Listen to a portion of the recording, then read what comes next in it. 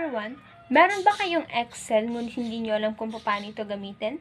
Sa episode na to, ituturo ko sa inyo ang 8 function ng Excel na makakatulong sa inyo para gamitin ito. Kaya ano pang hinihintay nyo? Simulan na natin! Sa part na to, kukunin natin yung sum. So, kung mapapansin ninyo, meron tayong product, quantity, and price.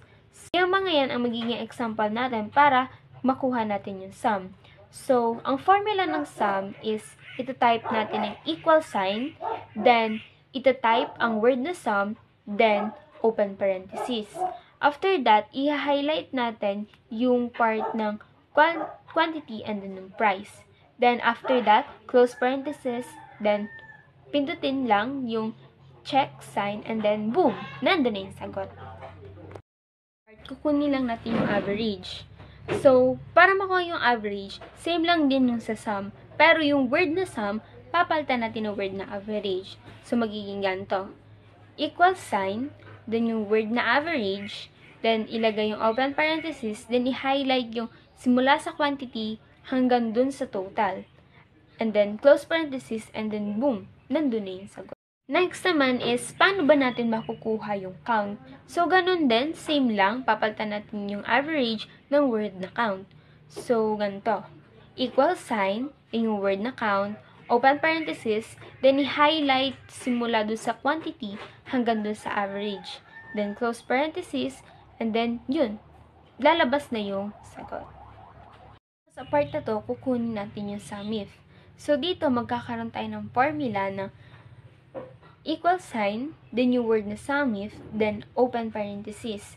Pero dito, magta-type tayo ng ating range, criteria, and sum underscore range. So, sa ating range, ang pipiliin natin is yung ating product, which is yung mga flowers. Then sa criteria, pipili lang tayo doon ng isa na ating gagamitin. So, ang magiging criteria natin ngayon is yung lavender. So, sa sum over range naman is pipindutin natin lahat yung quantity or i-highlight natin. Then after that, close parenthesis. Sa part na to, kukunin naman natin yung average if. So sa average if, same lang din sila ng sum if. So, ito-type natin yung equal sign, then word na average if, then ang magiging average range natin dito is yung quantity. Then pipili tayo ng criteria, which is ang napili natin is yung quantity ng Daisy, then ang magiging ating average range is yung buong price. So, close parenthesis, and then yung check sign, and then, ayan na yung sagot. Kunin naman natin yung count if. So, dito, same lang din as nung sum if at saka nung average if. Ito-type natin yung equal sign, yung word na count if, and then open parenthesis.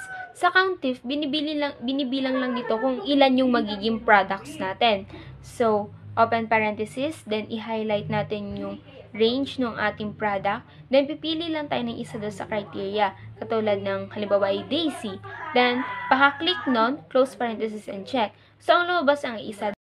So, dito sa part na to, kukunin natin yung max or yung maximum. So, katulad ng nung iba kanina, same lang din nung formula.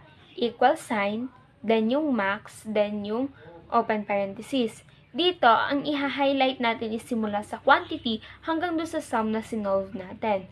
Then, close parenthesis, and then, lalabas na yung sagot.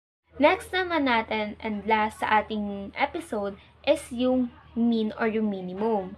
So, katulad lang din ng iba kanina, tsaka nung max is equal sign, then yung word na mean, then yung open parenthesis. Then, i-highlight din natin yung simula sa quantity hanggang dun sa sum na sinolve natin. Close parenthesis, click yung check sign, and then lalabas na yung sagot.